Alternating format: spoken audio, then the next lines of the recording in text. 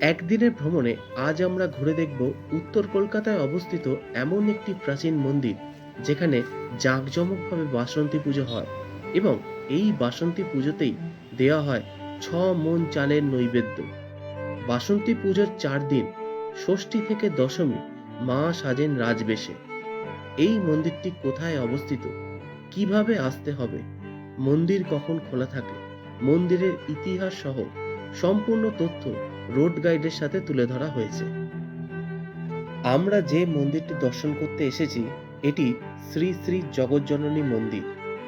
এই মন্দিরটি উত্তর কলকাতা হেদুয়া পার্কের কাছে অবস্থিত। তাই আমরা 2 চাকার মাধ্যমে মানিকতলা থেকে মন্দির পর্যন্ত যাত্রাটি সম্পন্ন করেছিলাম। সম্পূর্ণ রোড গাইডটি তুলে ধরা হলো। সামনে যে ক্রসিংটি আসছে এটি হলো মানিকতলা ক্রসিং মোড়। ডান দিকে সোজা চলে যাচ্ছে খান্না হয়ে শ্যামবাজারে এবং বাঁ দিকে সোজা চলে যাচ্ছে শিয়ালদাহ। আর সোজাসুজি গেলে বিবেকানন্দ রোড হয়ে গিরিশ পার্ক। আমরা সোজাসুজি যাব, কারণ মন্দিরটি বিবেকানন্দ রোড এবং মানিকতলার মাঝেই পড়ে। তাই বাসে করে আসলে বিবেকানন্দ রোড অথবা মানিকতলাগামী যে কোনো বাস ধরলেই এই মন্দিরে সহজেই আসা যায়। এছাড়াও মেট্রো করে আসলে কাছের মেট্রো স্টেশন হলো গিরিশ পার্ক, সেখান থেকে অটো করে সহজেই চলে আসা যায়। বাঁ দিকে যে রাস্তাটি ঘুরে যাচ্ছে এটি হলো চালতা বাগান। আর এখান থেকে আমরা সামনের দিকে এগোবো। সামনের দিকে এগোলেই সামনে একটি বাঁ দিকে পেট্রোল পাম্প পড়ে। পেট্রোল পাম্পের ঠিক উল্টো দিকের গলিতে অর্থাৎ ডান দিকে কিছুটা ঘুরে এগোলেই সামনেই পড়বে আমাদের এই মন্দিরটি। শ্রী শ্রী জগজ্জননী মন্দিরটি উত্তর কলকাতার হেদুয়ার কাছে ৭৭ নম্বর মানিকতলা স্ট্রিটে শিশির ভাদুরী সরণিতে অবস্থিত। এই বাড়িটিকে অনেকে সোনার দুর্গাবাড়ি নামেও চেনে।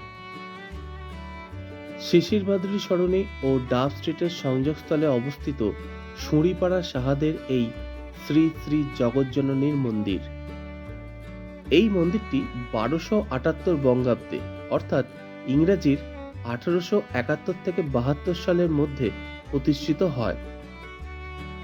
প্রতিষ্ঠা করেছিলেন উত্তর কলকাতার প্রভাবশালী ব্যবসায়ী গুরুপ্রসাদ সাহার পুত্র জনার্দন সাহা ও মুকুন্দ মুরারি সাহা। বর্তমানে মন্দিরটি প্রায় ১৫৫ বছরের প্রাচীন। মন্দিরটি প্রাচীন হওয়াতে হেরিটেজ আখ্যা পেয়েছে।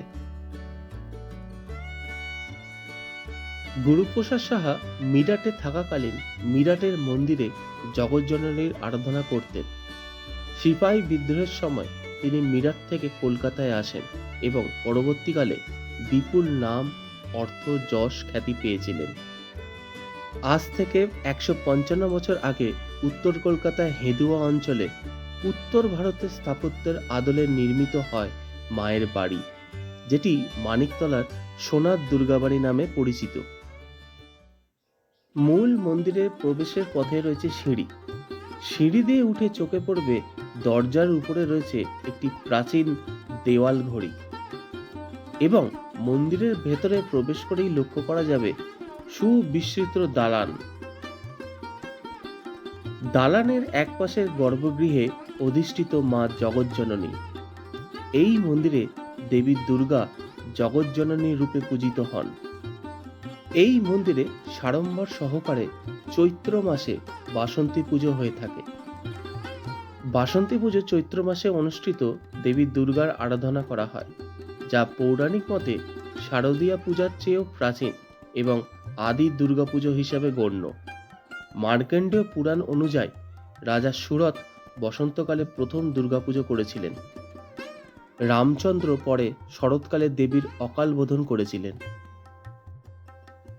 মন্দিরের জগজ্জননীর বিগ্রহটি অষ্টধাতু দ্বারা নির্মিত। দেবী বিগ্রহটির উচ্চতা প্রায় ১.৫ ফুট থেকে ২ ফুটের মতো। দেবী দশভুজা কাত্যায়নী রূপে বিরাজিত। বিগ্রহটি দশভুজা মহিষাসুর মর্দিনী। সিংহ এখানে ঘটক আকৃতি। একচালা বিগ্রহে মায়ের সাথে রয়েছে লক্ষ্মী, সরস্বতী, কার্তিক এবং গণেশ। তারই পাশে সিংহাসনে বিরাজমান নারায়ণ। মন্দিরের সেবায়েতরা থাকেন মন্দির সংলগ্ন বাড়িতে। প্রতি বছর মাঘী পূর্ণিমার পরে সংক্রান্তিতে হয় জগজ্জননীর জন্মযাত্রা, যা এই মন্দিরের প্রতিষ্ঠা দিবস। পারিবারিক নিয়ম রীতি মেনে চৈত্র মাসে বাসন্তী পুজো হয়ে আসছে। বাসন্তী পুজোর সময় দেওয়া হয় 6 মণ চালের নৈবেদ্য। নিত্য পুজোতে মাকে নিবেদন করা হয় ফল, মিষ্টি, লুচি, সুজির ভোগ। বিশেষ দিনে পুজোয় সাজানো হয় 22 বারকোষের নৈবেদ্য।